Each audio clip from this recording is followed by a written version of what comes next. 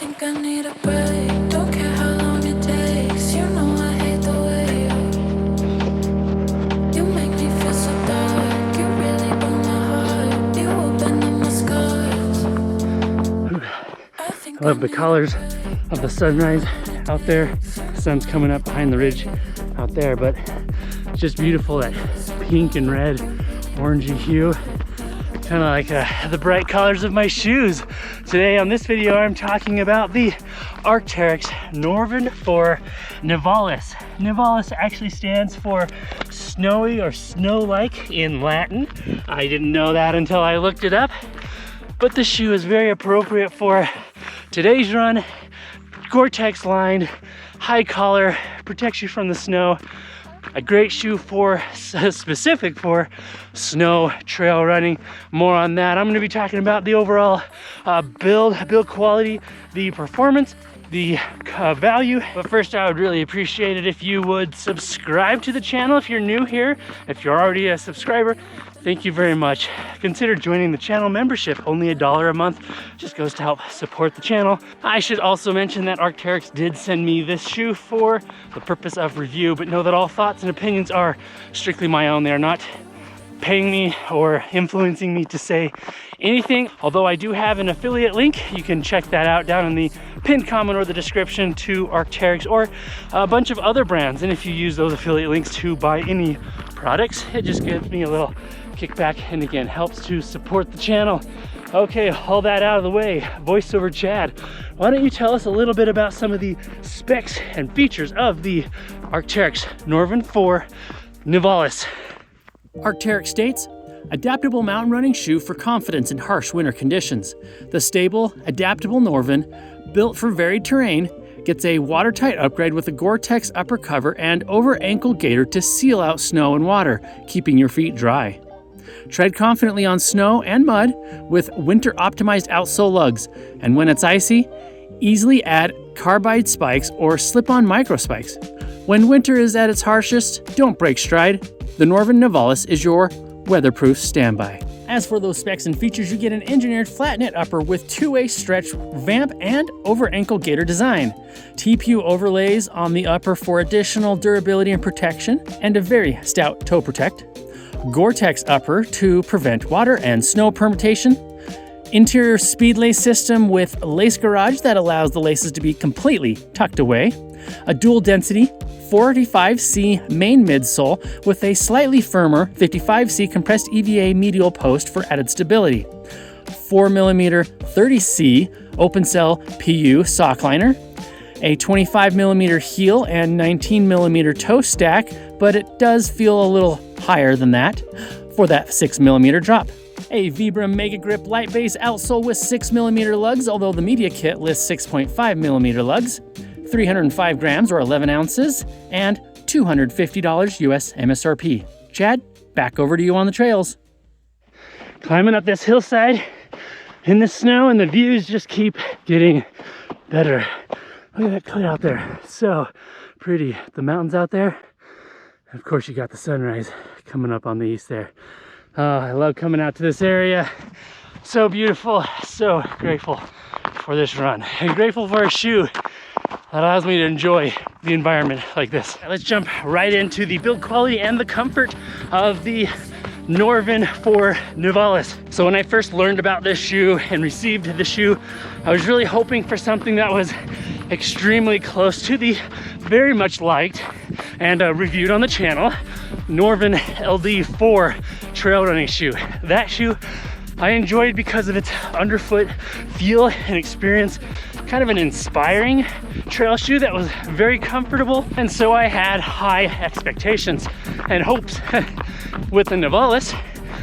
It's very similar to the Norvan LD4, but not exactly the same either. They took the same formula of a shoe and created a snow and winter specific variant. Starting with that upper, obviously it is quite a bit different on that upper. First off, you have a different engineered knit-like mesh that's very tight, and of course you have a Gore-Tex lining inside the shoe that helps, one, keep your foot comfortable and warm, but also very effectively keeps the snow and moisture from penetrating into your shoe. That Gore-Tex liner, and I'll show you, lines kind of the top half of the shoe from about right here down and across and down the side of the shoe.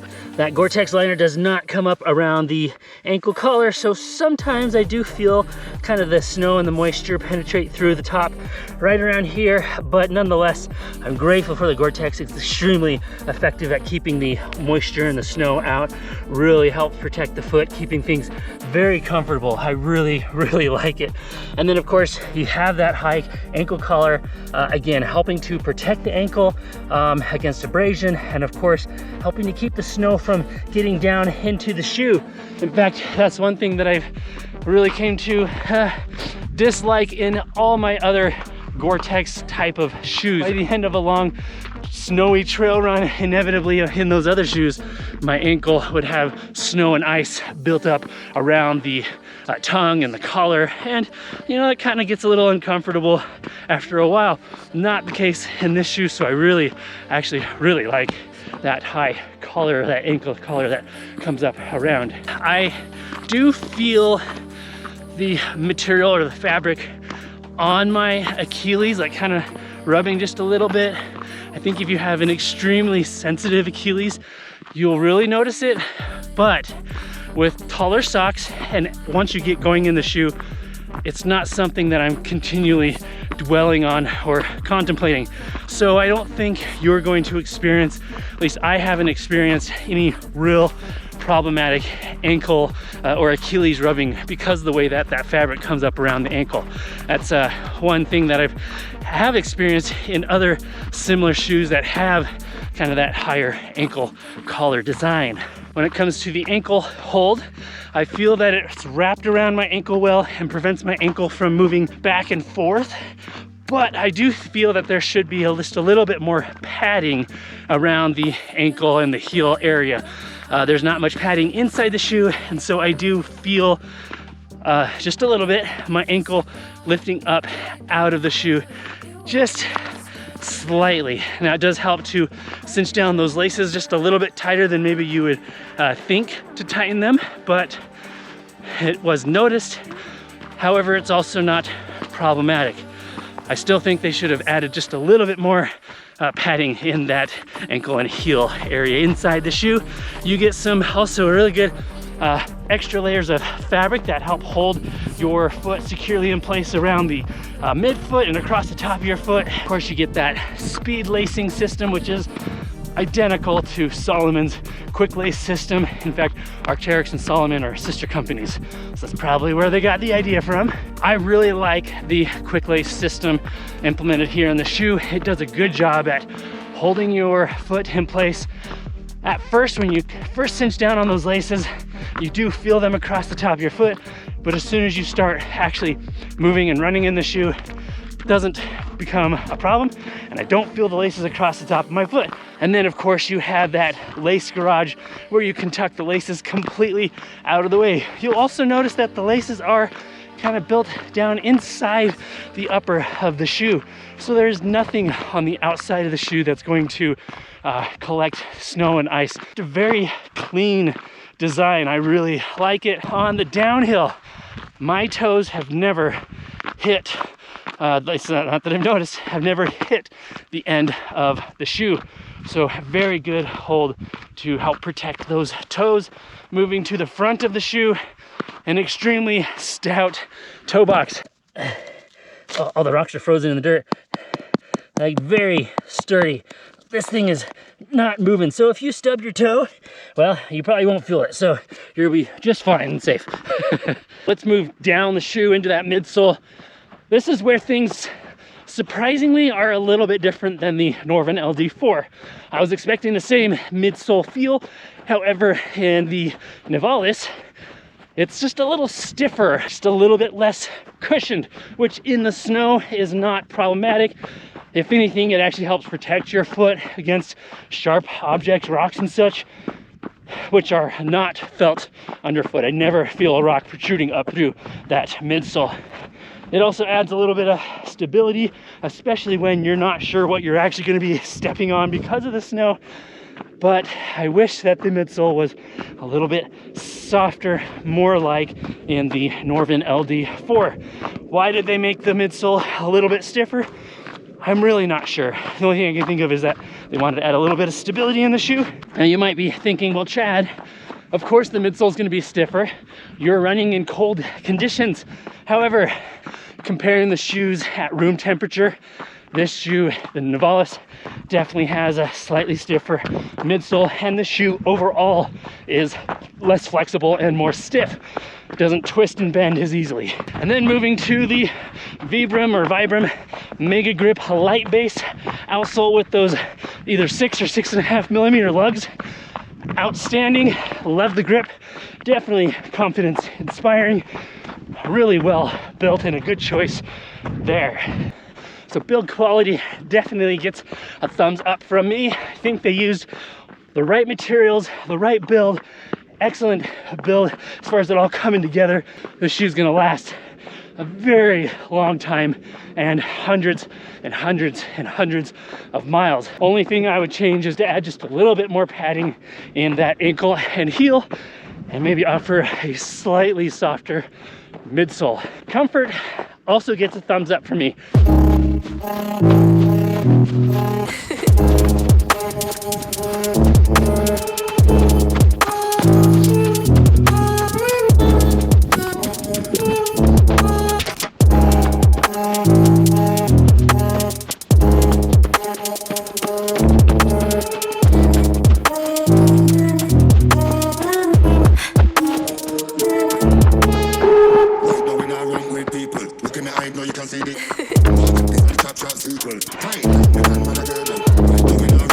Man, I really do like this shoe. And talking about performance, Arc'teryx set out to design a winter snow running shoe, trail running shoe that felt more like an agile trail running shoe and something less bulky or cumbersome. This shoe gives you some good rugged ability, if that's even a word, with the adaptations of a trail running shoe. The first thing that I noticed with this shoe is that it doesn't feel heavy. It feels lighter weight than even the specs suggest. I feel that I could run many miles, long miles in this shoe, but specifically in the snow. As alluded to earlier, that midsole is a little stiffer, so it sometimes feels a little clunky on super hard packed surfaces, but when using this shoe in its intended environment, it feels right at home. The performance of that Gore-Tex liner is amazing. Just does an excellent job at keeping all the snow and the moisture out, and also helps to prevent the bitter cold from coming into the shoe as well. So it helps retain some of that heat, allowing you to perform at your best. Oh, this snow running is so fun. A little slippery sometimes, but fun nonetheless. Speaking of slipping around, that outsole actually is quite amazing, very confidence inspiring. I'm not worried about what I'm stepping on, whether it's the rocks or the dirt, the snow, especially snow-packed snow. Oh, it just grips right in. Those 6 to 6.5 millimeter lugs do an excellent job at just digging in, even broken up icy conditions. Just awesome. Really, really nice. I will also add, I think it's worth noting, that the more I use this shoe, the more I break it in, the more I feel and have come to enjoy the shoe more. I think that also speaks to its performance. This is not, however, a universal trail shoe, meaning it's not the type of trail shoe that I would use for most trail running. Snow specific, yes, absolutely. But unless there's snow on the ground, I would rather have a slightly lighter, slightly more nimble trail running shoe, something like the Norvan LD4. But for running in the snow, this shoe has really performed well and actually exceeded a lot of my expectations. The other day I was running in snow that was about 6 inches deep, so deeper than this snow. And I just didn't have to worry about it. I could just keep running and my foot stayed comfortable. I was able to keep performing and just put in those enjoyable early morning miles. So performance of the Nivalis also gets a thumbs up from me. And while, as you can tell, I definitely enjoyed the shoe, there is one area that leaves me for concern, which now gets us into the value of the Norvan 4 Nivalis. All right, so now I'm gonna be running to the top of that ridge out there. A little bit of an uphill climb. The hills make you stronger. Oh, this is a lot of fun. I'm the second person to run on these trails. Came out here yesterday and I had created the tracks initially coming down this part of the hill, and then up on out there was no tracks at all until I came out here this morning, and someone else looked like a hiker with some crampon tracks on his shoes had come out there and done the lollipop loop. So kind of fun to see who's been out here or who maybe hasn't been out here, and sometimes to try and figure out what shoes they're running in based on the footprints.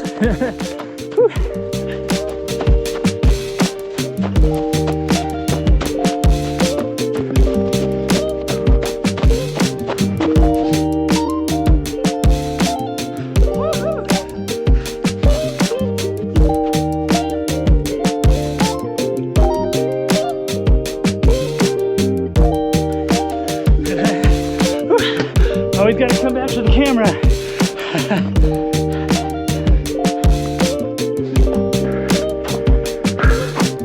Oh man, that sun is bright. Whew, beautiful out here.